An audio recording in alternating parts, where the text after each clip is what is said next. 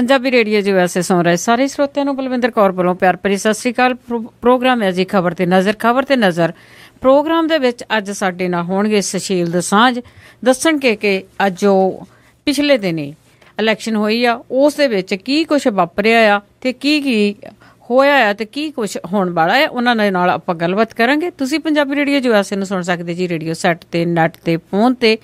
Net ਤੇ ਸੁਣ ਲਈ www.punjabiradiousa.com।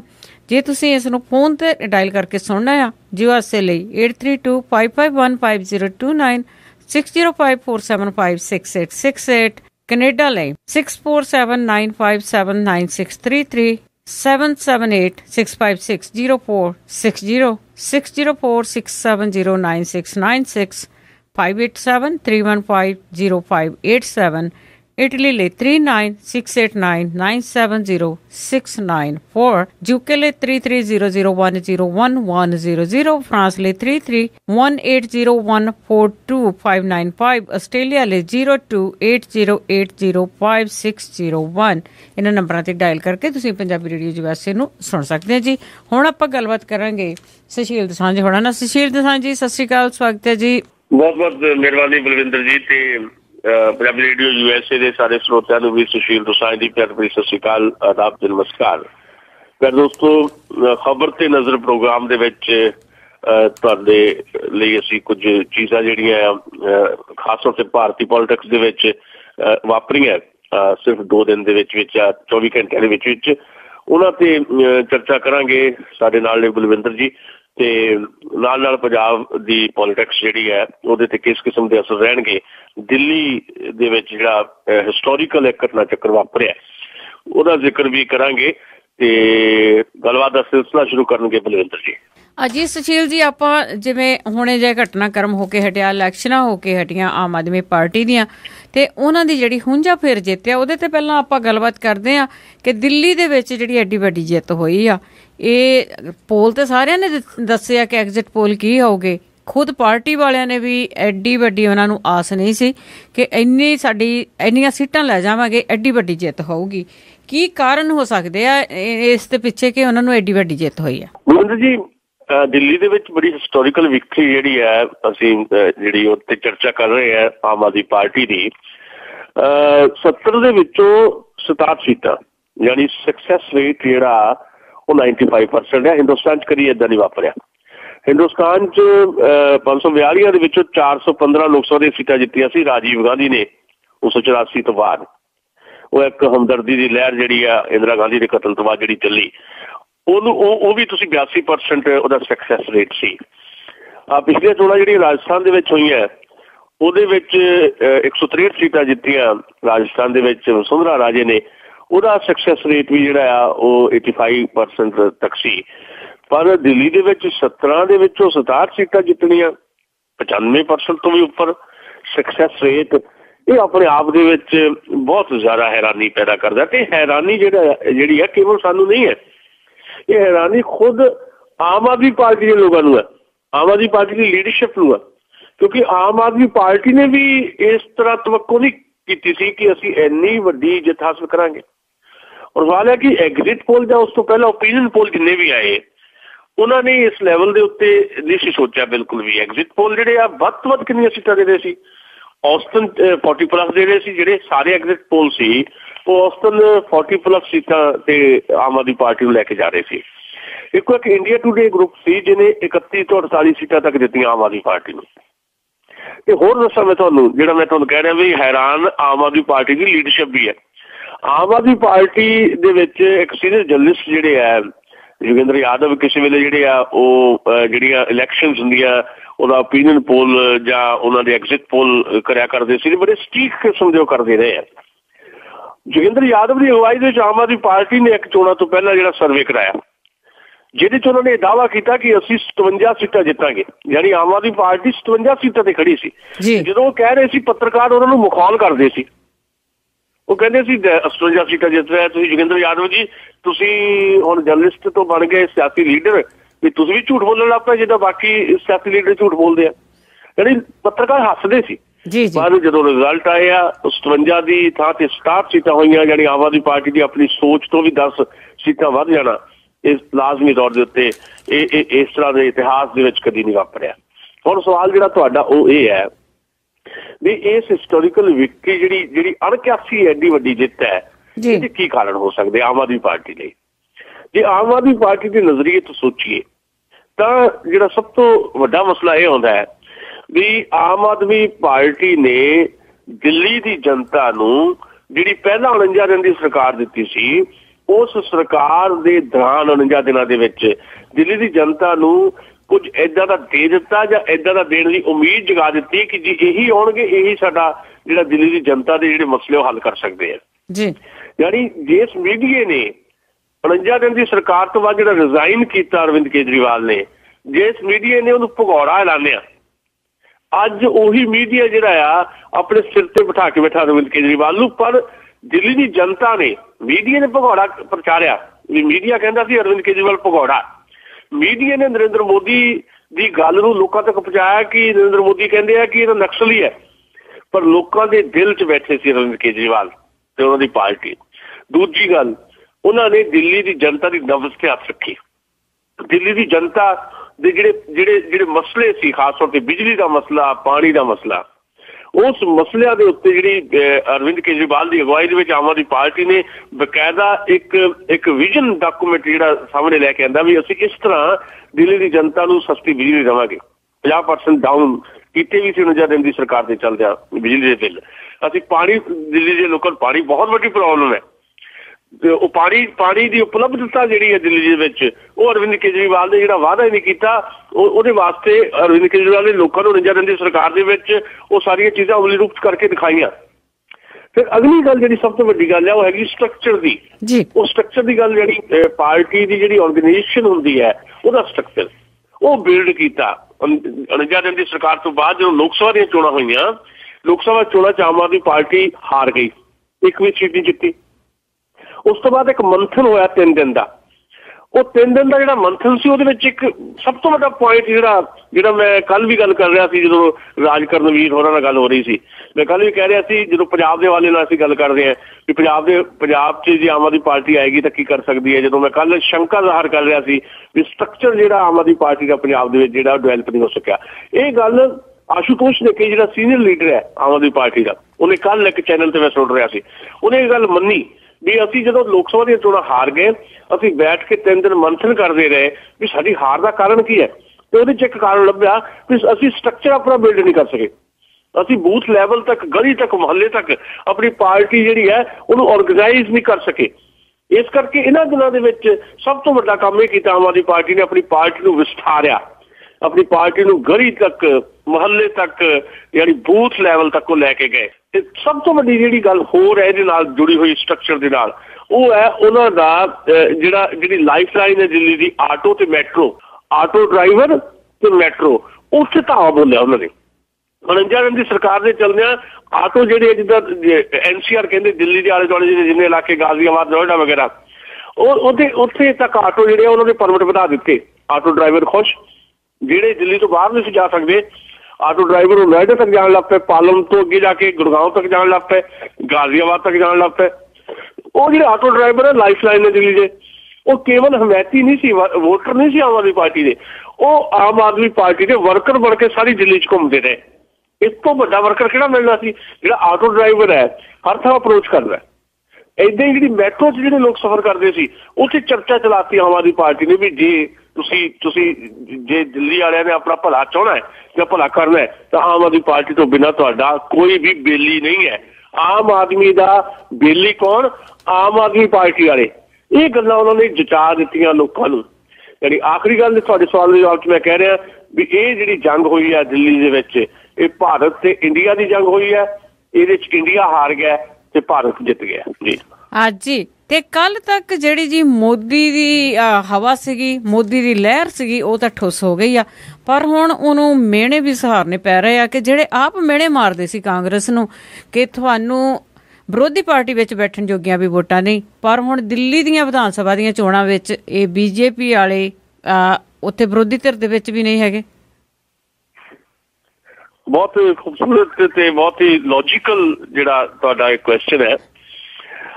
ਦੇਖੋ, ਮੈਂ ਕਹਿੰਦਾ ਵੀ ਰਾਜਨੀਤੀ ਦੇ ਵਿੱਚ ਵੈਸੇ ਤਾਂ ਕੋਈ ਵੀ ਚੀਜ਼ ਜਿਹੜੀ ਆ ਪਰਮਾਨੈਂਟ ਨਹੀਂ ਹੈ, ਸਥਾਈ ਨਹੀਂ ਹੈ। ਜਿੱਥੇ ਅੱਜ ਅਸੀਂ ਇੱਥੇ ਕੱਲ ਨੂੰ ਹੋਰ ਲੋਕ ਆ ਜਾਣਗੇ, ਜਿੱਥੇ ਅੱਜ ਅਸੀਂ ਅੱਜ ਤੋਂ ਪਹਿਲਾਂ ਇੱਥੇ ਕੋਈ ਹੋਰ ਲੋਕ ਸੀ।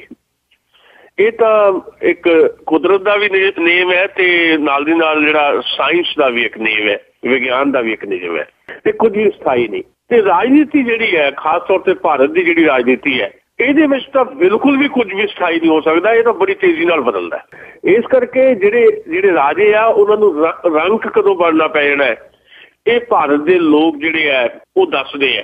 ਤੇ ਆਹ ਦਿੱਲੀ ਦੀ ਜਨਤਾ ਨੇ ਦੱਸ ਦਿੱਤਾ ਕਿ ਰਾਜੇ ਨੂੰ ਰੰਕ ਕਿੱਦਾਂ ਬਣਾਈਦਾ। ਦਿੱਲੀ ਦੀ ਜਨਤਾ ਨੇ ਪਿਛਲੀ ਵਾਰ ਦੱਸਿਆ 15 ਸਾਲ ਦਾ ਸ਼ੀਲਾ ਦੀਕਸ਼ਿਤ ਦਾ ਰਾਜ ਜਿਹੜਾ ਸੀ ਦਿੱਲੀ ਦਾ, ਉਹਦਾ ਭੋਗ ਪਾਇਆ। 8 ਸੀਟਾਂ ਤੇ ਕਾਂਗਰਸ ਪਾਰਟੀ ਨੂੰ ਸਮੇਟ ਕੇ ਰੱਖਤਾ। ਦਿੱਲੀ ਦੀ ਜਨਤਾ ਨੇ ਇਸ ਵਾਰ ਆਪਣਾ ਜਿਹੜਾ ਰਿਐਕਟ ਕੀਤਾ ਵੋਟ ਦੇ ਨਾਲ, ਉਹਨੇ ਭਾਰਤੀ ਜਨਤਾ ਪਾਰਟੀ ਦੀ ਜਿਹੜੀ ਹਵਾ ਜਾਂ ਖਾਸ ਤੌਰ ਤੇ ਨਰਿੰਦਰ ਮੋਦੀ ਦੀ ਹਵਾ ਜਿਹੜੀ ਆ ਉਹਨੂੰ ਛੂ ਮੰਤਰ ਕਰ ਦਿੱਤਾ। ਇੱਕ ਲਤੀਫੇ ਬੜੇ ਬਣ ਰਹੇ ਆ ਤੁਹਾਡੇ WhatsApp ਤੇ, ਤੁਹਾਡੀ Facebook ਤੇ, ਬਹੁਤ ਸਾਰੇ ਲਤੀਫੇ। ਦਿੱਲੀ ਦੀ ਜਿਹੜੀ ਆਮ ਆਦਮੀ ਪਾਰਟੀ ਦੀ ਜਿੱਤ ਹੈ, ਅਰਵਿੰਦ ਕੇਜਰੀਵਾਲ ਦੀ ਜਿੱਤ ਹੈ ਤੇ ਨਰਿੰਦਰ ਮੋਦੀ ਨੂੰ ਹਾਰੇ ਹੋਏ ਜਵਾਰੀ ਵਾਂਗ ਜਿਹੜਾ ਪੇਸ਼ ਕੀਤਾ ਜਾ ਰਿਹਾ। ਇੱਕ ਲਤੀਫਾ ਮੈਂ ਅੱਜ ਹੀ ਪੜ੍ਹ ਰਿਹਾ ਸੀ ਵੀ ਉਹ ਕਹਿ ਰਹੇ ਸੀ ਵੀ ਅਰਵਿੰਦ ਕੇਜਰੀਵਾਲ ਨੇ ਧੋਖਾ ਕੀਤਾ। ਅਰਵਿੰਦ ਕੇਜਰੀਵਾਲ ਨੇ ਕੀ ਧੋਖਾ ਕੀਤਾ? ਧੋਖਾ ਇਹ ਕੀਤਾ ਵੀ ਕਹਿੰਦੇ ਰਹੇ ਝਾੜੂ ਝਾੜੂ ਝਾੜੂ ਤੇ ਫੇਰ ਦਿੱਤਾ ਸਾਰਾ ਵੈਕਿਊਮ ਕਲੀਨਰ। ਜਿਹੜਾ ਵੈਕਿਊਮ ਕਲੀਨਰ ਪਿਆ ਭਾਰਤੀ ਜਨਤਾ ਪਾਰਟੀ ਤੇ, ਉਹਦੇ ਕਾਰਨ ਹੈ ਜੀ। ਉਹਦੇ ਕਾਰਨ ਇਹ ਹੈ ਕਿ ਕਾਂਗਰਸ ਪਾਰਟੀ ਤਾਂ 67 ਸਾਲਾਂ ਚ ਲੋਕਾਂ ਦੇ ਮਨ ਤੋਂ ਉਤਰੀ ਤੇ ਭਾਰਤੀ ਜਨਤਾ ਪਾਰਟੀ ਜਾਂ ਨਰਿੰਦਰ ਮੋਦੀ ਜਿਹੜੇ ਆ ਉਹ 8 ਮਹੀਨਿਆਂ ਚ ਲੋਕਾਂ ਦੇ ਮਨ ਤੋਂ ਉਤਰ ਗਏ। ਦਿੱਲੀ ਦੀ ਜਨਤਾ ਨੇ, ਦੇਸ਼ ਵਿੱਚੋਂ ਦਿੱਲੀ ਦੀ ਜਨਤਾ ਨੇ ਸਭ ਤੋਂ ਪਹਿਲਾਂ ਇਸ ਗੱਲ ਨੂੰ ਪਛਾਣ ਲਿਆ ਵੀ ਇਹ ਲੋਕ ਜਿਹੜੇ ਆ ਇਹ ਕਾਂਗਰਸ ਤੋਂ ਵੀ ਵੱਡੇ ਝੂਠੇ ਆ, ਵੀ ਜੋ ਕਹਿੰਦੇ ਆ ਉਹਦੇ ਤੋਂ ਬਿਲਕੁਲ ਉਲਟ ਕਰ ਰਹੇ ਆ। ਕਾਂਗਰਸ ਨੇ ਕੀ ਕੀਤਾ? ਕਾਂਗਰਸ ਨੇ ਜਿਹੜੇ ਵਾਅਦੇ ਕੀਤੇ ਪੂਰੇ ਨਹੀਂ ਕੀਤੇ। ਇਹਨਾਂ ਨੇ 2 ਕਦਮ ਅੱਗੇ ਪੱਟ ਲਏ ਨਰਿੰਦਰ ਮੋਦੀ ਦੀ ਅਗਵਾਈ, ਅਮਿਤ ਸ਼ਾਹ ਦੀ ਅਗਵਾਈ ਦੇ ਵਿੱਚ। ਇਹਨਾਂ ਨੇ ਜੋ ਕਿਹਾ ਉਹ ਪੂਰੇ ਦਾ ਕੀ ਕਰਨਾ ਸੀ, ਉਹਦੇ ਉਲਟ ਕੀਤਾ ਜੀ। ਮਿਸਾਲ ਦੇ ਤੌਰ ਤੇ ਜਿਹੜਾ ਜ਼ਮੀਨ ਐਕਵਾਇਰ ਬਿੱਲ ਹੈ, ਜ਼ਮੀਨ ਐਕਵਾਇਰ ਬਿੱਲ ਦੇ ਵਿੱਚ ਆਪ ਹੀ ਸੋਧਾਂ ਕਰਵਾਈਆਂ ਇਹਨਾਂ ਨੇ। ਜਿਹੜੀਆਂ ਸੋਧਾਂ ਰਾਜਨਾਥ ਨੇ ਕਰਵਾਈਆਂ ਸੀ ਜਦੋਂ ਯੂਪੀ ਦੀ ਗਵਰਨਮੈਂਟ ਸੀ, ਅਰੁਣ ਜੇਟਲੀ ਨੇ ਕਰਵਾਈਆਂ ਸੀ, ਉਹ ਸੋਧਾਂ ਆਪ ਹੀ ਹਟਾਤੀਆਂ ਸਰਕਾਰ ਆਉਂਦੇ। ਹੁਣ ਤੁਸੀਂ ਕਿਸਾਨ ਦੀ ਜ਼ਮੀਨ ਜਿਹੜੀ ਹੈ ਉਹਦੀ ਸਹਿਮਤੀ ਤੋਂ ਬਿਨਾਂ ਉਦਯੋਗਪਤੀ ਨੂੰ ਦੇ ਦੇਣੀ ਹੈ। ਕਿਸਾਨ ਦੀ ਕੋਈ ਮਰਜ਼ੀ ਨਹੀਂ, ਜਿਹੜਾ ਜ਼ਮੀਨ ਦਾ ਮਾਲਕ ਉਹਦੀ ਕੋਈ ਮਰਜ਼ੀ ਹੋਈ ਨਹੀਂ।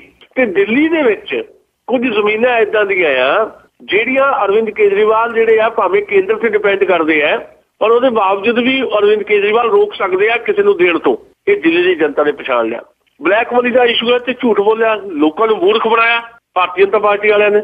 ਮਹਿੰਗਾਈ ਦਾ ਇਸ਼ੂ ਹੈ, ਮੰਨ ਲਓ ਹੁਣ ਕੀ ਕਹਿੰਦੇ ਆ ਨਰਿੰਦਰ ਮੋਦੀ ਸਾਹਿਬ, ਨਰਿੰਦਰ ਮੋਦੀ ਕਹਿੰਦੇ ਜੀ ਮੈਂ ਕਿਸਮਤ ਵਾਲਾ ਜੀ, ਮੈਂ ਬਹੁਤ ਕਿਸਮਤ ਵਾਲਾ, ਦੇਖੋ ਜੀ ਮੈਂ ਮਹਿੰਗਾਈ ਘੱਟਤੀ। ਕਾਹਦੀ ਮਹਿੰਗਾਈ ਘਟਾਈ ਹੈ? ਲੋਕਾਂ ਦੀ ਰਸੋਈ ਦਾ ਕਾਫੀ ਤਾਂ ਹੋਰ ਤੰਗ ਹੋ ਗਿਆ। ਝੂਠੇ ਬੰਦੇ ਆ ਵੱਡੇ ਸਿਰੇ ਦੇ। ਇੰਟਰਨੈਸ਼ਨਲ ਮਾਰਕੀਟ ਦੇ ਵਿੱਚ ਤੇਲ ਦੀਆਂ ਕੀਮਤਾਂ ਘਟ ਗਈਆਂ। ਇੰਟਰਨੈਸ਼ਨਲ ਮਾਰਕੀਟ ਦੇ ਵਿੱਚ ਤੇਲ ਦੀਆਂ ਕੀਮਤਾਂ ਕਿਉਂ ਘਟੀਆਂ? ਕਿਉਂਕਿ ਜਿਹੜਾ ਇਰਾਕ ਦਾ ਤੇ ਸੀਰੀਆ ਦਾ ਮਸਲਾ, ਜਿੱਥੇ IS ਹੈ ਦਹਿਸ਼ਤੀ ਜਥੇਬੰਦੀ, ਉਹਨੇ ਉੱਥੇ ਸਾਰੇ ਤੇਲ ਦੇ ਖੂਹਾਂ ਤੇ ਕਬਜ਼ੇ ਕਰ ਲਿਆ। ਸਾਰੀ ਦੁਨੀਆ ਨੂੰ ਅੱਧੀ ਕੀਮਤ ਤੇ ਉਹ ਤੇਲ ਵੇਚ ਰਿਹਾ ਜੀ। ਤੇ ਉਹਦੇ ਕਰਕੇ ਜਿਹੜੀ $140 ਹੁੰਦੀ ਸੀ ਕੀਮਤ ਪਰ ਬੈਰਲ ਕੱਚੇ ਤੇਲ ਦੀ ਇੰਟਰਨੈਸ਼ਨਲ ਮਾਰਕੀਟ ਦੇ ਵਿੱਚ, ਉਹ ਡਿੱਗ ਕੇ ਸਿਰਫ $40 ਤੇ ਆ ਗਈ ਹੈ। ਤੇ ਭਾਰਤ ਦੇ ਵਿੱਚ ਉਸ ਰੇਸ਼ੋ ਦੇ ਵਿੱਚ ਪੈਟਰੋਲ ਤੇ ਡੀਜ਼ਲ ਤੇ ਗੈਸ ਦੀਆਂ ਕੀਮਤਾਂ ਘਟਾਈਆਂ ਨਹੀਂ, ਸਗੋਂ ਜਿਹੜੀ ਟਰਾਂਸਪੋਰਟ ਦੀਆਂ ਕੀਮਤਾਂ ਵਧਾਈਆਂ ਸੀ, ਉਹ ਟਰਾਂਸਪੋਰਟ ਦੀ ਕੀਮਤ $1 ਵੀ ਨਹੀਂ ਘਟਾਈ। ਜਿਹੜੀ ਲੋਕਾਂ ਨਾਲ ਐਡਾ ਸਿਰੇ ਦਾ ਧੋਖਾ ਤੇ ਕਿਹਾ ਜਾ ਰਿਹਾ ਮੈਂ ਕਿਸਮਤ ਵਾਲਾ ਜੀ, ਇੱਥੇ ਦੇਖੋ ਮਹਿੰਗਾਈ ਘੱਟ ਕਰ ਦਿੱਤੀ। ਮਹਿੰਗਾਈ ਕੋਈ ਘੱਟ ਨਹੀਂ ਹੋਈ, ਬੇਰੁਜ਼ਗਾਰੀ ਕੋਈ ਘੱਟ ਨਹੀਂ ਹੋਈ। ਹੈਲਥ ਦਾ ਸਿਸਟਮ ਸਾਡਾ ਕੋਲੈਪਸ ਕਰ ਗਿਆ। ਐਜੂਕੇਸ਼ਨ ਦਾ ਸਿਸਟਮ ਜਿਹੜਾ ਕੋਲੈਪਸ ਕਰਨ ਜਾ ਰਿਹਾ ਉਹ, ਕਿਉਂਕਿ ਐਜੂਕੇਸ਼ਨ ਦੇ ਵਿੱਚ ਸਾਡੇ ਜਿਹੜੇ ਪਾਠਕ੍ਰਮ ਹੈ, ਸਾਡੇ ਸਿਲੇਬਸ ਹੈ, ਉਹਦੇ ਵਿੱਚ RSS ਦੇ ਥਿੰਕਰ ਬਿਠਾਏ ਜਾ ਰਹੇ ਆ। ਦੇਸ਼ ਨੂੰ ਦੱਸਿਆ ਜਾ ਰਿਹਾ, ਦੇਸ਼ ਦੀ ਜਨਤਾ ਨੂੰ ਦੱਸਿਆ ਜਾ ਰਿਹਾ ਕਿ ਜਿਹੜਾ ਨਿਆਣਾ ਜੰਮਦਾ ਉਹ ਜੰਮਦਾ ਸਾਰੇ ਹਿੰਦੂ ਹੈ। ਇਸ ਤਰ੍ਹਾਂ ਦੇ ਜਿਹੜੇ ਧੋਖੇ ਲੋਕਾਂ ਨੇ ਹੋਏ ਆ, ਉਹਨਾਂ ਧੋਖਿਆਂ ਨੂੰ ਦਿੱਲੀ ਦੀ ਜਨਤਾ ਨੇ ਪਛਾਣ ਲਿਆ ਤੇ 8 ਮਹੀਨਿਆਂ ਦੇ ਵਿੱਚ ਦੱਸ ਦਿੱਤਾ ਦਿੱਲੀ ਦੀ ਜਨਤਾ ਨੇ ਵੀ 10 ਲੱਖ ਦੇ ਸੂਟ ਦੇ ਮੁਕਾਬਲੇ ਸਧਾਰਨ ਕਾਮਨ ਮੈਨ ਦਾ ਮਫਲਰ ਸਾਨੂੰ ਪਸੰਦ ਹੈ। ਜਿਹੜੀ ਮੈਂ ਗੱਲ ਪਹਿਲੇ ਸਵਾਲ ਦੇ ਜਵਾਬ 'ਚ ਗਈ ਸੀ, ਅਜੀਤ ਮੈਂ ਉੱਥੇ ਲਿਆ ਰਿਹਾ ਵੀ ਇੰਡੀਆ ਤੇ ਭਾਰਤ ਦੀ ਜੰਗ ਦੇ ਵਿੱਚ ਭਾਰਤ ਦੀ ਜੰਗ ਹੋਈ ਹੈ। 10 ਲੱਖ ਦੇ ਸੂਟ ਤੇ ਮਫਲਰ ਦੀ ਜੰਗ ਦੇ ਵਿੱਚ ਮਫਲਰ ਜੇਤੂ ਹੋਇਆ। ਮਫਲਰ ਜੇਤੂ ਦਾ ਮਤਲਬ ਇਹ ਹੈ ਆਮ ਬੰਦਾ ਜੇਤੂ ਹੋਇਆ, ਆਮ ਬੰਦੇ ਦੀ ਬੇਲੀ ਜਿੱਤੇ ਹੈ। ਖਤਰੇ ਹੋਰ ਬਹੁਤ ਸਾਰੇ, ਉੱਤੇ ਆਪਾਂ ਗਾਂ ਚਰਚਾ ਕਰਾਂਗੇ। ਪਰ ਇਹ ਜਿੱਤ ਨੇ ਭਾਰਤੀ ਜਨਤਾ ਪਾਰਟੀ ਨੂੰ ਥਾਂ ਸਿਰ ਲੈ ਆਂਦਾ ਹੈ। ਭਾਰਤੀ ਜਨਤਾ ਪਾਰਟੀ ਨੂੰ ਦੱਸ ਦਿੱਤਾ ਹੈ ਕਿ ਲੋਕਾਂ ਨੂੰ ਡਿਕਟੇਟ ਨਹੀਂ ਕੀਤਾ ਜਾ ਸਕਦਾ।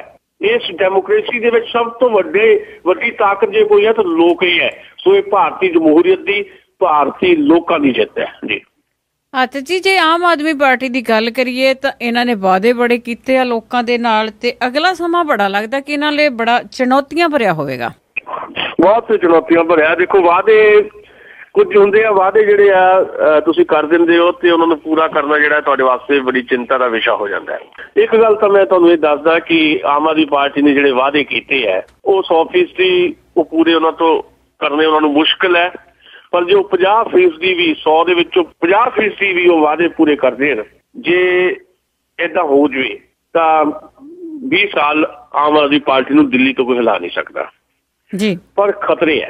ਖਤਰੇ ਕੀ ਹੈ? ਖਤਰੇ ਇਹ ਹੈ ਕਿ ਦਿੱਲੀ ਦੇ ਕੋਲ ਆਪਣੇ ਸੋਰਸਸ ਬਹੁਤ ਘੱਟ ਹੈ। ਦਿੱਲੀ ਪੂਰਨ ਰਾਜ ਦਾ ਦਰਜਾ ਨਹੀਂ ਹੈ। ਦਿੱਲੀ ਨੂੰ ਪਹਿਲੀ ਲੜਾਈ ਤਾਂ ਉਹਨਾਂ ਦੀ ਇਹੀ ਹੈ ਕਿ ਦਿੱਲੀ ਨੂੰ ਇੱਕ ਸੰਪੂਰਨ ਰਾਜ ਪੂਰੀ ਸਟੇਟ ਦਾ ਦਰਜਾ ਜਿਹੜਾ ਦਿਵਾਉਣ ਦੀ ਲੜਾਈ ਉਹਨਾਂ ਨੂੰ ਲੜਨੀ ਚਾਹੀਦੀ ਹੈ। ਲੜਨਗੇ ਉਹ, ਕਿਉਂਕਿ ਦਿੱਲੀ ਦੇ ਕੋਲ ਬੜੇ ਸੀਮਤ ਸਾਧਨ ਹੈ। 17,500 ਕਰੋੜ ਦਾ ਉਹਨਾਂ ਦਾ ਬਜਟ ਹੈ। ਫਿਰ ਜਿਹੜੀ ਸਭ ਤੋਂ ਵੱਡੀ ਦਿੱਕਤ ਹੈ ਕਿ ਜਿਹੜੀ ਨਗਰ ਨਿਗਮਾਂ ਹੈਗੀ ਹੈ, ਨਗਰ ਕੌਂਸਲਾਂ, ਲੋਕਲ ਬਾਡੀਜ਼ ਜਿਹਨੂੰ ਆਪਾਂ ਕਹਿੰਦੇ ਆ, ਉਹ ਦਿੱਲੀ 'ਚ ਉੱਥੇ ਬੀਜੇਪੀ ਦਾ ਕਬਜ਼ਾ ਹੈ। ਉਹ 2017 ਚੋਣਾਂ ਹੋਣੀਆਂ। 2017 ਤੱਕ ਤਾਂ ਬਹੁਤ ਔਖਾ ਅਰਵਿੰਦ ਕੇਜਰੀਵਾਲ ਉਹਨਾਂ ਲਈ, ਕਿਉਂਕਿ ਉਹਨਾਂ ਨੂੰ ਫੰਡਸ ਜਿਹੜੇ ਹੈ ਉਹ ਆਰਗੇਨਾਈਜ਼ ਕਰਨੇ ਬੜੇ ਔਖੇ ਹੋਣਗੇ। ਪਰ ਉਹਦੇ ਬਾਵਜੂਦ ਜਿੱਦਾਂ ਅਰਵਿੰਦ ਕੇਜਰੀਵਾਲ ਕਹਿੰਦੇ, ਅਸੀਂ ਰਾਜਨੀਤਿਕ ਕਰਨ ਨਹੀਂ ਆਏ, ਅਸੀਂ ਰਾਜਨੀਤੀ ਸਿਖਾਉਣ ਆਏ ਹਾਂ, ਇਹ ਕਹਿੰਦੇ ਅਰਵਿੰਦ ਕੇਜਰੀਵਾਲ। ਸੱਚਮੁੱਚ ਉਹਨਾਂ ਨੇ ਦੱਸ ਦਿੱਤਾ ਕਿ ਰਾਜਨੀਤੀ ਕੀ ਹੁੰਦੀ ਹੈ। ਜਿਹੜੇ ਅਰਵਿੰਦ ਕੇਜਰੀਵਾਲ ਨੂੰ ਕਹਿੰਦੇ ਸੀ ਨੌ ਸਿੱਖਿਆ ਜੀ, ਇਹਨੂੰ ਰਾਜਨੀਤੀ ਦਾ ਪਤਾ ਹੀ ਨਹੀਂ ਹੈਗਾ, ਉਹਨੇ ਸੱਚਮੁੱਚ ਦੱਸ ਦਿੱਤਾ।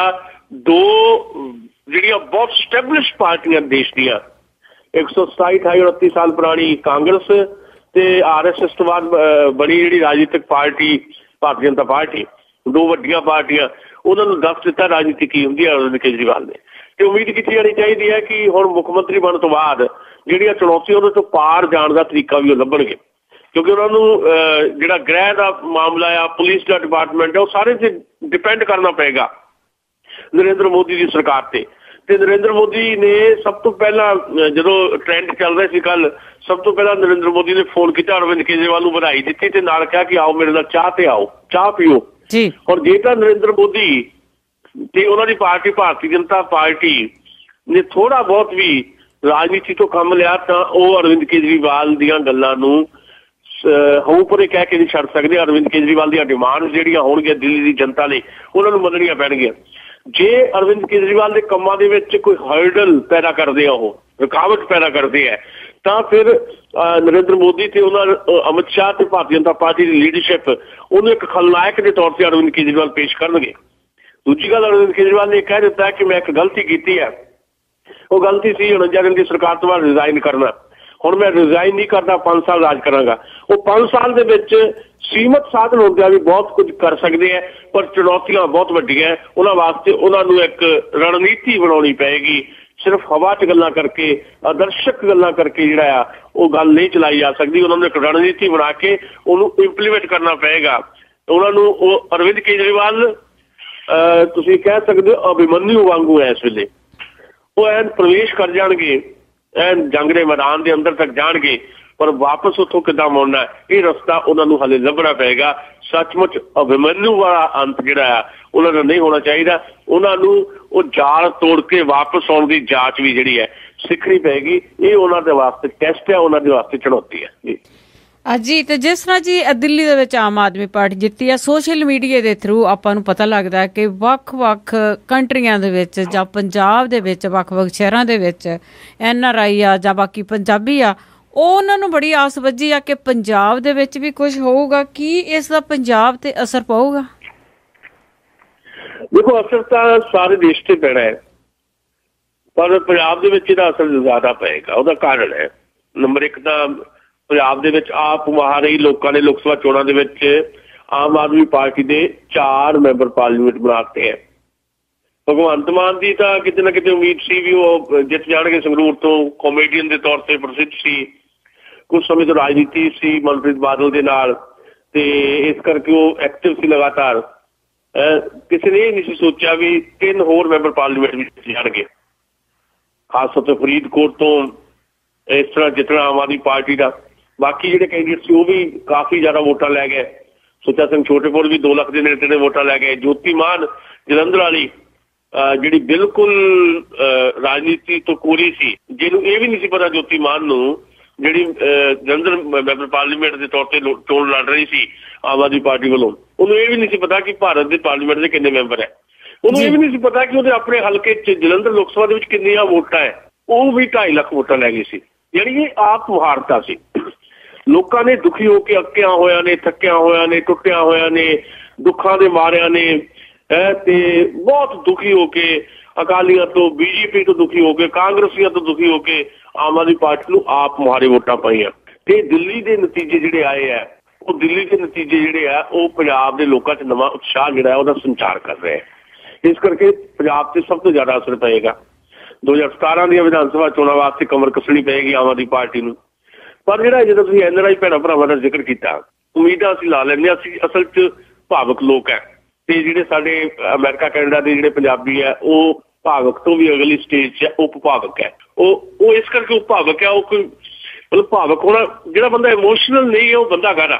ਭਾਵਕ ਹੋਣਾ ਮਾੜੀ ਗੱਲ ਨਹੀਂ ਹੈ ਜੀ, ਪਰ ਉਪ ਭਾਵਕ ਹੋਣਾ, ਜਿਹੜਾ ਓਵਰ ਇਮੋਸ਼ਨਲ ਹੋਣਾ, ਤੇ ਉਹ ਖਤਰੇ ਪੈਦਾ ਕਰਦਾ। ਅਸੀਂ ਇੰਨੇ ਉਪ ਭਾਵਕ ਆ ਵੀ ਜਦੋਂ ਮਨਪ੍ਰੀਤ ਬਾਦਲ ਸਾਡੇ ਸਾਹਮਣੇ ਆਉਂਦੇ ਆ ਪਿਛਲੇ 3 ਸਾਲ ਦਾ ਜਿਹੜਾ ਘਟਨਾ ਚੱਕਰ, ਜੇ ਤੁਸੀਂ 4 ਸਾਲ ਦਾ ਦੇਖੋ ਤਾਂ ਸਾਨੂੰ ਲੱਗਦਾ ਕਿ ਪੰਜਾਬ 'ਚ ਤਾਂ ਇਨਕਲਾਬ ਆ ਜਾਏਗਾ। ਮਨਪ੍ਰੀਤ ਬਾਦਲ ਤਾਂ ਪੰਜਾਬ ਦੇ ਵਿੱਚ ਇਨਕਲਾਬ ਲੈ ਆਉਣਗੇ। ਉਹਨਾਂ ਨੇ ਨਾਅਰੇ ਇੱਦਾਂ ਦੇ ਦਿੱਤੇ ਸੀ, ਮੈਂ ਨਿਜ਼ਾਮ ਬਦਲਣਾ। ਨਿਜ਼ਾਮ ਨਹੀਂ ਬਦਲਿਆ ਗਿਆ। ਅਲਟੀਮੇਟਲੀ ਮਨਪ੍ਰੀਤ ਬਾਦਲ ਆਪਣੇ ਤਾਏ ਜੀ ਦੀ ਫੇਰ ਤੋਂ ਸਰਕਾਰ ਬਣਾਉਣ ਦੇ ਵਿੱਚ ਉਹਨਾਂ ਦੇ ਮਦਦਗਾਰ ਹੋ ਗਏ, ਜਾਣ ਬੁੱਝ ਕੇ ਨਹੀਂ, ਅਚੇਤ ਦੇ ਵਿੱਚ ਹੀ। ਫਿਰ ਜਦੋਂ ਅੰਨਾ ਹਜ਼ਾਰੇ ਆ ਜਾਂਦੇ, ਸਾਨੂੰ ਲੱਗਦਾ ਵੀ ਦੇਸ਼ ਦੇ ਵਿੱਚ ਇਨਕਲਾਬ ਆ ਜਾਏਗਾ। ਅੰਨਾ ਹਜ਼ਾਰੇ ਨੇ ਕੀ ਕੀਤਾ? ਅੰਨਾ ਹਜ਼ਾਰੇ ਹੌਲੀ ਹੌਲੀ ਜਿਹੜੇ RSS ਦੇ ਏਜੰਡੇ ਤੇ ਕੰਮ ਕਰਨ ਲੱਗ ਪਏ। ਨਰਿੰਦਰ ਮੋਦੀ ਦੀ ਅਗਵਾਈ ਜਿਹੜੀ ਦਿੱਲੀ 'ਚ ਸਰਕਾਰ ਹੈ ਨਾ ਜੀ, ਉਹਦੇ 'ਚ ਅੰਨਾ ਹਜ਼ਾਰੇ ਦਾ ਵੀ ਸਿੱਧੇ ਤੌਰ ਤੇ ਕੋਈ ਨਾ ਕੋਈ ਹੱਥ ਹੈ। ਫਿਰ ਸਾਨੂੰ ਅਰਵਿੰਦ ਕੇਜਰੀਵਾਲ ਦੇ ਰੂਪ ਦੇ ਵਿੱਚ ਇੱਕ ਮਸੀਹਾ ਨਜ਼ਰ ਆਉਂਦਾ। ਅਸੀਂ ਕਹਿੰਦੇ ਵੀ ਬਸ ਕਮਾਲ ਹੋ ਗਈ, ਹੁਣ ਦਿੱਲੀ ਦੇ ਵਿੱਚ 60 ਸੀਟਾਂ ਜਿੱਤ ਲਈਆਂ, ਹੁਣ ਤਾਂ ਝਾੜੂ ਫਿਰ ਜਾਊਗਾ ਸਾਰੇ ਮੁਲਕ ਦੇ ਵਿੱਚ। ਏਦਾਂ ਹੁੰਦਾ ਨਹੀਂ। ਹਰ ਸੂਬੇ ਦੇ, ਹਰ ਇਲਾਕੇ ਦੇ, ਹਰ ਖਿੱਤੇ ਦੇ ਆਪਣੇ ਆਪਣੇ ਪ੍ਰੋਬਲਮਸ ਹੈ, ਆਪੋ ਆਪਣੇ ਨਕਸ਼ੇ ਹੈ, ਆਪੋ ਆਪਣਾ ਕਲਚਰ ਹੈ। ਜਿੰਨੀ ਦੇਰ ਤੱਕ ਆਮ ਆਦਮੀ ਪਾਰਟੀ, ਜੇ ਪੰਜਾਬ ਦੇ ਵਾਲੇ ਨਾਲ ਆਪਾਂ ਗੱਲ ਕਰੀਏ, ਪੰਜਾਬ ਦੇ ਕਲਚਰ ਨੂੰ ਨਹੀਂ ਸਮਝੇਗੀ। ਪੰਜਾਬ ਦੇ ਵਿੱਚ ਇੱਕ ਧਰਮ ਬਹੁਤ ਵੱਡੀ ਇੱਕ ਤੁਸੀਂ ਕਹਿ ਲਓ ਵੀ ਧਰਮ ਏਦਾਂ ਦਾ ਮਾਮਲਾ ਪੰਜਾਬ ਦੇ ਵਿੱਚ ਜਿਹਨੂੰ ਸਮਝੇ ਤੋਂ ਬਿਨਾਂ ਆਮ ਆਦਮੀ ਪਾਰਟੀ ਜਿਹੜੀ ਪੰਜਾਬ 'ਚ ਪੈਰ ਨਹੀਂ ਪਸਾਰ ਸਕਦੀ। ਕਮਿਊਨਿਸਟਾਂ ਦੀ ਫੇਲਰ ਦਾ ਕੀ ਕਾਰਨ ਹੈ ਭਾਰਤ ਦੇ ਵਿੱਚ ਜਾਂ ਪੰਜਾਬ ਦੇ ਵਿੱਚ? ਇਹਨਾਂ ਨੇ ਧਰਮ ਨੂੰ ਉਸ ਰੂਪ ਦੇ ਵਿੱਚ ਸਮਝਿਆ ਹੀ ਨਹੀਂ। ਕਮਿਊਨਿਸਟਾਂ ਦੀ ਫੇਲਰ ਦਾ ਕਾਰਨ ਇਹ ਸਭ ਤੋਂ ਵੱਡਾ ਹੈ ਵੀ ਤੁਸੀਂ ਇੱਕ 6000 ਜਾਤਾਂ, 21000 ਉਪਜਾਤਾਂ ਵਾਲਾ ਮੁਲਕ ਤੇ ਦੇਸ਼ ਦੇ ਜਿਹੜੇ ਵੱਖ-ਵੱਖ ਧਰਮਾਂ ਵਾਲਾ ਮੁਲਕ, ਜਿਹੜਾ ਸਮੰਤਾ ਵਾਲਾ ਮੁਲਕ, ਉਹਦੇ 'ਚ ਤੁਸੀਂ ਧਰਮ ਨੂੰ ਜਿਹੜਾ ਆ ਬਿਲਕੁਲ ਨੈਗਲੈਕਟ ਕਰ ਦਿੱਤਾ। ਤੁਸੀਂ ਧਰਮ ਨੂੰ ਗਾਲਾਂ ਕੱਢਣ ਲੱਗ ਪਏ। ਤੁਹਾਨੂੰ ਧਰਮ ਨੂੰ ਸਮਝ ਕੇ ਜਿਹੜਾ ਆ ਉਹਦੇ ਨਾਲ ਵਿਚਰਦਿਆਂ ਹੋਇਆ ਅੱਗੇ ਜਾਣਾ ਪਏਗਾ। ਇਹ ਆਮ ਆਦਮੀ ਪਾਰਟੀ ਵਾਸਤੇ ਬਹੁਤ ਵੱਡੀ ਗੱਲ ਹੈ ਵੀ ਪੰਜਾਬ ਦੇ ਵਿੱਚ ਧਰਮ ਇੱਕ ਬਹੁਤ ਵੱਡੀ ਭੂਮਿਕਾ ਅਦਾ ਕਰਦਾ ਹੈ। ਧਰਮ ਨੂੰ ਸਮਝਣਾ ਪਏਗਾ। ਪੰਜਾਬ ਦੇ ਜਾਤੀ ਸਮੀਕਰਨ ਨੂੰ ਸਮਝਣਾ ਪਏਗਾ। ਪੰਜਾਬ 30% ਦਲਿਤ ਵੋਟ ਹੈ। ਸੋਸ਼ਲ ਜਸਟਿਸ ਨੂੰ ਸਮਝਣਾ ਪਏਗਾ। ਇਹ ਸੋਸ਼ਲ ਜਿਹੜੀ ਕਮਿਊਨਿਸਟਾਂ ਨੇ ਗਲਤੀ ਕੀਤੀ ਆ, ਇਹਨਾਂ ਨੂੰ ਪਤਾ ਹੀ ਨਹੀਂ ਸੀ ਸਮਾਜਿਕ ਨਿਆਂ ਵੀ ਕੋਈ ਚੀਜ਼ ਹੁੰਦੀ ਹੈ। ਮੈਂ ਅੱਗੇ ਵੀ ਕਹਿੰਦਾ ਜਿਹੜੀ ਸਪੇਸ ਬਣੀ ਹੈ ਭਾਰਤ ਦੀ ਪੋਲੀਟਿਕਸ ਦੇ ਵਿੱਚ ਬਹੁਜਨ ਸਮਾਜ ਪਾਰਟੀ ਦੀ, ਉਹ ਸਮਾਜਿਕ ਨਿਆਂ ਨੂੰ ਨਾ ਚੱਕਣ ਕਰਕੇ ਕਮਿਊਨਿਸਟਾਂ ਨੇ ਸਮਾਜਿਕ ਨਿਆਂ ਨੂੰ ਸਮਝਿਆ ਨਹੀਂ ਵੀ ਸੋਸ਼ਲ ਜਸਟਿਸ ਵੀ ਕੋਈ ਚੀਜ਼ ਹੁੰਦੀ ਹੈ। ਉਹ ਸੋਸ਼ਲ ਜਸਟਿਸ ਨਾ ਸਮਝਣ ਕਰਕੇ ਹੀ ਕਾਂਸ਼ੀ ਰਾਮ ਪੈਦਾ ਹੋ ਜਾਂਦੇ ਆ ਤੇ ਮਾਇਆਵਤੀ ਪੈਦਾ ਹੋ ਜਾਂਦੀ ਹੈ, ਜਿਹੜੀ ਫਿਰ ਦਲਿਤਾਂ ਦੇ ਨਾਂ ਦੇ ਉੱਤੇ ਪੋਲੀਟਿਕਸ ਕਰਦੀ ਹੋਈ ਯੂਪੀ ਦੀ ਮੁੱਖ ਮੰਤਰੀ ਬਣ ਜਾਂਦੀ ਹੈ ਤੇ ਦਲਿਤਾਂ ਨੂੰ ਹੀ ਐਕਸਪਲਾਈਟ ਕਰਦੀ ਹੈ ਜੀ। ਇਹ ਚੀਜ਼ਾਂ ਮੈਂ ਤਾਂ ਕਹਿ ਰਿਹਾ ਵੀ ਇਹ ਆਮ ਆਦਮੀ ਪਾਰਟੀ ਸਾਹਮਣੇ ਜਿਹੜੀ ਹਿਸਟਰੀ ਪਈ ਆ ਸਾਡੀ ਰਾਜਨੀਤੀ ਦੀ, ਉਹਨੂੰ ਸਮਝ ਕੇ ਪੰਜਾਬ 'ਚ ਵਿਚਰਨਾ ਪਏਗਾ। ਪੰਜਾਬ ਦੇ ਦਲਿਤ ਨੂੰ ਸਮਝਣਾ ਪਏਗਾ, ਪੰਜਾਬ ਦੇ ਧਰਮ ਨੂੰ ਸਮਝਣਾ ਪਏਗਾ, ਪੰਜਾਬ ਦੇ ਕਲਚਰ ਨੂੰ ਸਮਝਣਾ ਪਏਗਾ ਤੇ ਇੱਕ ਬਕਾਇਦਾ ਵਿਜ਼ਨ ਬਣਾਉਣਾ ਪਏਗਾ। ਵਿਜ਼ਨ ਡਾਕੂਮੈਂਟ ਤਿਆਰ ਕਰਨਾ ਪਏਗਾ ਪੰਜਾਬ ਦੇ ਲੋਕਾਂ ਦੀਆਂ ਮੁਸ਼ਕਲਾਂ ਦਾ। ਪੰਜਾਬ ਦੇ ਵਿੱਚ ਬਿਜਲੀ ਦੀ ਕੀ ਸਮੱਸਿਆ, ਪੰਜਾਬ 'ਚ ਡਰੱਗ ਦਾ ਕਿਹੜਾ ਮਸਲਾ ਹੈ, ਡਰੱਗ ਲਈ ਜ਼ਿੰਮੇਵਾਰ ਕੌਣ ਕੌਣ ਹੈ ਤੇ ਇਹਦੇ ਤੋਂ ਬਾਹਰ ਕਿੱਦਾਂ ਆਇਆ ਜਾ ਸਕਦਾ ਹੈ। ਇਹ ਸਾਰੀਆਂ ਚੀਜ਼ਾਂ ਨੂੰ ਸਮਝ ਕੇ ਜੇ ਇੱਕ ਆਮ ਆਦਮੀ ਪਾਰਟੀ ਜਥੇਬੰਦੀ ਦੇ ਰੂਪ ਦੇ ਵਿੱਚ ਪੰਜਾਬ 'ਚ ਆਪਣੇ ਆਪ ਨੂੰ ਵਿਕਸਿਤ ਕਰੇਗੀ, ਜਿੱਦਾਂ ਆਸ਼ੂਤੋਸ਼ ਨੇ ਕਿਹਾ, ਉਹਨਾਂ ਦੇ ਸੀਨੀਅਰ ਲੀਡਰ ਨੇ, ਵੀ ਅਸੀਂ ਦਿੱਲੀ ਵਿੱਚ ਬੂਥ ਲੈਵਲ ਤੱਕ ਆਪਣੇ ਸਟਰਕਚਰ ਨੂੰ ਬਣਾਇਆ। ਇੱਦਾਂ ਦਾ ਸਟਰਕਚਰ ਉਸਾਰਨਾ ਪਏਗਾ। ਆਪ ਮੁਹਾਰਤਾ ਦੇ ਨਾਲ ਇੱਕ ਵਾਰੀ ਵੋਟਾਂ ਪੈ ਜਾਂਦੀਆਂ, 2 ਵਾਰੀ ਪੈ ਜਾਂਦੀਆਂ, ਹਰ ਵਾਰੀ ਆਪ ਮੁਹਾਰ ਵੋਟਾਂ ਨਹੀਂ ਪੈਂਦੀਆਂ। ਤੁਹਾਨੂੰ ਯਾਦ ਹੋਣਾ ਸਿਮਰਨਜੀਤ ਮਾਨ ਹੋਰੀ ਆਪ ਵਾਰੀ ਵੋਟ ਦੇ ਨਾਲ ਦੇਸ਼ ਵਿੱਚ ਸਭ ਤੋਂ ਜ਼ਿਆਦਾ ਲੀਡਰ ਜਿੱਤੇ ਸੀ ਤਰਨਤਾਰਨ ਦੀ ਸੀਟ ਜੀ। ਬਾਅਦ ਵਿੱਚ ਕਿਰਪਾਨ ਦਾ ਇਸ਼ੂ ਬਣਾ ਕੇ ਪਾਰਲੀਮੈਂਟ 'ਚ ਨਹੀਂ ਗਏ। ਅੱਜ 400 ਵੋਟ ਨਹੀਂ ਪੈਂਦੀ ਸਿਮਰਨਜੀਤ ਸਿੰਘ ਮਾਨ ਨੂੰ। ਮੇਰੇ ਕਹਿਣ ਦਾ ਭਾਵ ਇਹ ਹੈ, ਹਮਦਰਦੀ ਕਿਸੇ ਦੀ ਜਾਂ ਆਪ ਮੁਹਾਰਤਾ ਜਿਹੜੀ ਹੈ ਇੱਕ ਵਾਰ 2 ਵਾਰ ਤੁਹਾਨੂੰ ਜਿਤਾ ਸਕਦੀ ਹੈ, ਉਹ ਸਦੀਵੀ ਨਹੀਂ ਕਰ ਸਕਦੀ। ਜੇ ਕੰਟੀਨਿਊਟੀ ਨਹੀਂ ਕਰ ਸਕਦੀ। ਜੇ ਆਮ ਆਦਮੀ ਪਾਰਟੀ ਨੇ ਆਪਣੀ ਦਿੱਲੀ ਦੀ ਜਿੱਤ ਨੂੰ ਲਗਾਤਾਰਤਾ ਬਖਸ਼ਣੀ ਹੈ, ਕੰਟੀਨਿਊਟੀ ਬਖਸ਼ਣੀ ਹੈ, ਪੰਜਾਬ ਵਿੱਚ ਆਉਣਾ ਹੈ, ਤਾਂ ਫਿਰ ਉਹਨਾਂ ਨੂੰ ਇਹਨਾਂ ਚੀਜ਼ਾਂ ਦਾ ਖਿਆਲ ਰੱਖਣਾ ਪਏਗਾ। ਤੇ ਸਾਨੂੰ ਵੀ ਭਾਵੁਕਤਾ ਹੋ ਜਾਣਾ ਚਾਹੀਦਾ, ਉਪ ਭਾਵੁਕ ਹੋ ਕੇ ਇਹ ਨਹੀਂ ਸਮਝ ਲੈਣਾ ਚਾਹੀਦਾ ਵੀ ਠੀਕ ਹੈ ਜੀ ਹੁਣ ਸੱਚਮੁੱਚ ਹੀ ਦੇਸ਼ ਦੇ ਵਿੱਚ ਇਨਕਲਾਬ ਆਉਣ ਵਾਲਾ। ਇੱਦਾਂ ਨਹੀਂ ਹੋਣਾ। ਹਰ, ਜਿੱਦਾਂ ਮੈਂ ਪਹਿਲਾਂ ਸ਼ੁਰੂ 'ਚ ਕਿਹਾ, ਹਰ ਸੂਬੇ ਦੇ, ਹਰ ਖਿੱਤੇ ਦੇ, ਹਰ ਇਲਾਕੇ ਦੇ ਆਪੋ ਆਪਣੇ ਮਸਲੇ ਹੈ ਤੇ ਉਹਦੇ 'ਚ ਆਪੋ ਆਪਣਾ ਵਿਜ਼ਨ ਹੈ। ਤੇ ਉਹ ਵਿਜ਼ਨ ਜਿਹੜਾ ਤੁਸੀਂ ਜੇ ਵਿਸਥਾਰਤ ਰੂਪ ਦੇ ਵਿੱਚ ਅਪਣਾਓਗੇ ਤਾਂ ਸ਼ਾਇਦ ਤੁਸੀਂ ਆਪਣੀ ਪਾਰਟੀ ਦਾ ਵਿਸਥਾਰ ਕਰ ਸਕਦੇ ਹੋ। ਇਹ ਆਮ ਆਦਮੀ ਪਾਰਟੀ ਲਈ ਸਮਝਣ ਵਾਲੀਆਂ ਗੱਲਾਂ ਜੀ।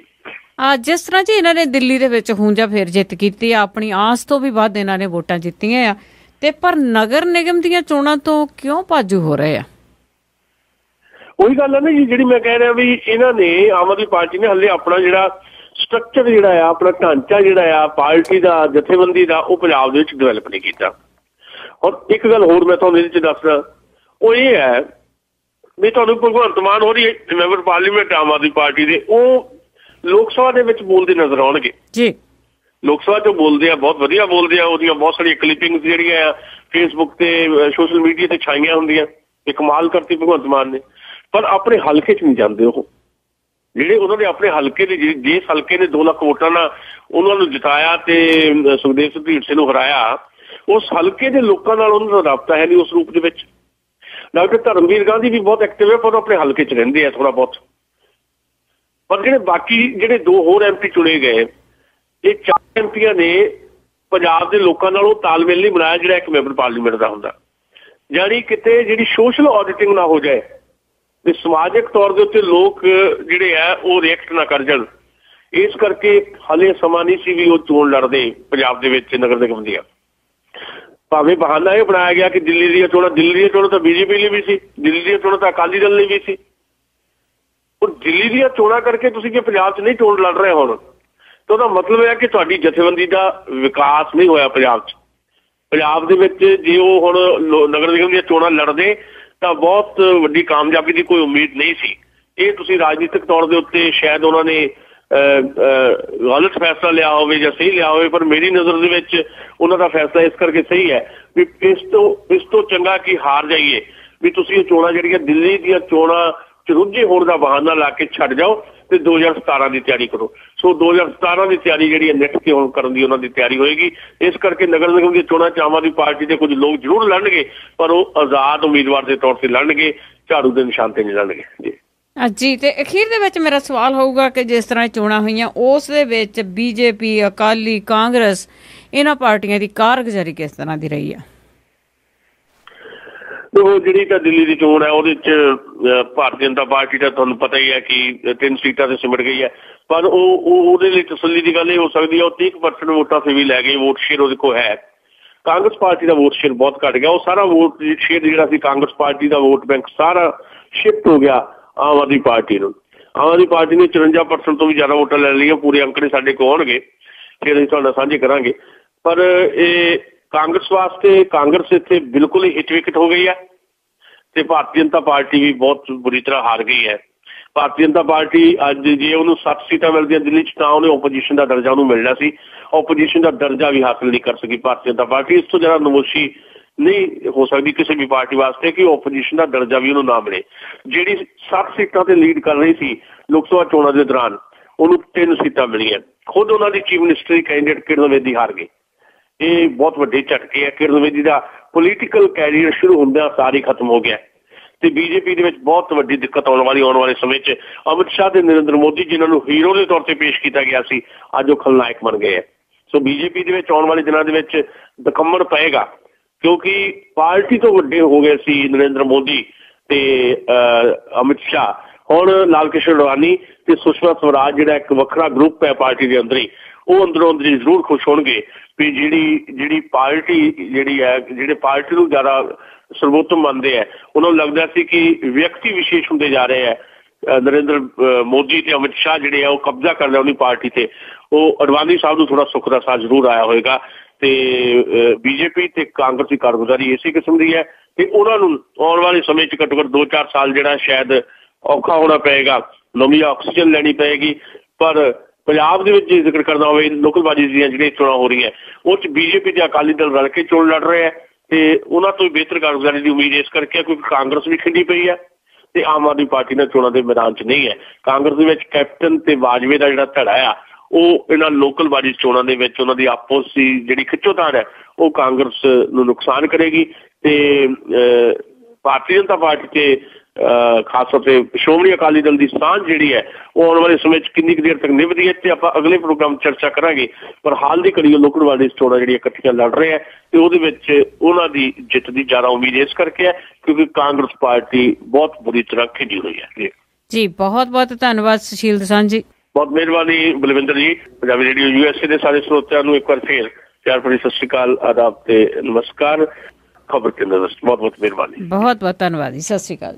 ਸਰੋਤੇ ਸੁਸ਼ੀਲ ਦਸਾਂਝ ਜੋ ਸਾਡੇ ਨਾਲ ਜੁੜੇ ਤੇ ਸਾਨੂੰ ਦੱਸਿਆ ਕਿ ਉੱਥੇ ਖਬਰਾਂ ਦੇ ਪਿੱਛੇ ਕੀ ਕੁਛ ਹੁੰਦਾ ਹੈ ਤੇ ਨਾਲ ਹੀ ਅਸੀਂ ਧੰਨਵਾਦ ਕਰਨਾ ਚਾਹੁੰਦੇ ਸਾਡੇ ਸਪਾਂਸਰ ਦਾ ਜਿਨ੍ਹਾਂ ਨੇ ਇਸ ਪ੍ਰੋਗਰਾਮ ਨੂੰ ਸਪਾਂਸਰ ਕਰਕੇ ਤੁਹਾਡੇ ਤੱਕ ਪਹੁੰਚਾਇਆ ਜੀ। ਖਾਲਸਾ ਇੰਸ਼ੋਰੈਂਸ ਏਜੰਸੀ ਵਾਲੇ ਜੋ ਹਰ ਤਰ੍ਹਾਂ ਦੀ ਇੰਸ਼ੋਰੈਂਸ ਕਰਦੇ ਨੇ। 4082722500 ਉਹਨਾਂ ਦਾ ਨੰਬਰ ਹੈ ਜੀ। ਚਰਨਜੀਤ ਸਿੰਘ ਜੀ, ਰਾਜਿੰਦਰ ਕੌਰ ਜੀ, ਗੁਰਦੀਪ ਸਿੰਘ ਬਿਰਦੀ ਤੇ ਗੁਰਜੀਤ ਸਿੰਘ ਚਾਂਪੁਰ ਬਹੁਤ ਬਹੁਤ ਇਹਨਾਂ ਦੇ ਧੰਨਵਾਦੀ ਹੈ ਜੀ। ਬਲਵਿੰਦਰ ਕੌਰ ਵੱਲੋਂ ਅਗਲੇ ਬੁਲੇਟਿਨ ਤੱਕ ਸਾਰਿਆਂ ਨੂੰ ਹੀ ਪਿਆਰ ਭਰੀ ਸਤਿ ਸ੍ਰੀ ਅਕਾਲ।